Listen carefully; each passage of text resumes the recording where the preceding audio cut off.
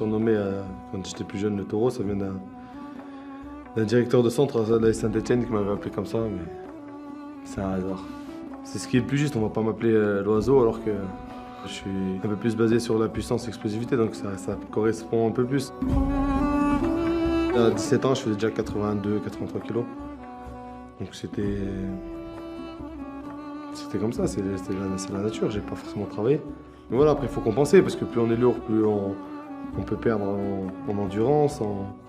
Faut savoir jauger. Il y a des joueurs à qui ça peut aller parce que c'est leur nature depuis la naissance et d'autres qu'il faut qu'ils fassent attention.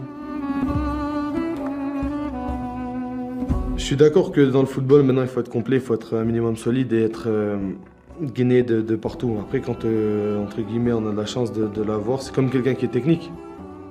Qui travaille pas, il sera technique. J'ai de la chance d'avoir des grosses cuisses et c'est pas quelque chose que je suis pas fixé là-dessus. Moi, les gens ils m'en parlent, mais pour moi, elles sont normales. Avant, c'était même pire parce que j'étais en train de me développer, donc forcément, j'avais des cuisses, vu qu'elles ont toujours été présentes, plus grosses que mon haut du corps. Donc c'était vraiment, on voyait la différence. À l'heure actuelle, je pense que c'est 66. Comme je dis, il n'y a pas de vérité, chacun sa morphologie. Je pense pas que Cristiano Ronaldo il a un gros tour de cuisse, pourtant il bombarde. Aubameyang c'est pareil, je joue avec lui, il n'a pas des grosses cuisses et il bombarde. Chacun a ses caractéristiques. Quand on parle d'Algérie, forcément les parents sont liés aussi, les grands-parents sont liés.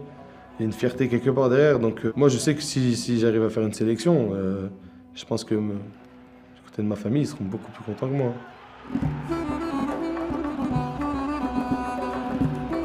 J'ai toujours joué pour marquer des buts. Donc on essaye d'être le plus performant possible. Des fois ça sourit, des fois ça sourit pas. Pour l'instant ça sourit. Ça peut tourner, donc il faut rester prudent. Il y a des mecs qui sortent à 27, 28, 29 ans, qui après font une fin de carrière exceptionnelle. Et d'autres qui commencent tambour battant et qui à la fin on ne les voit plus.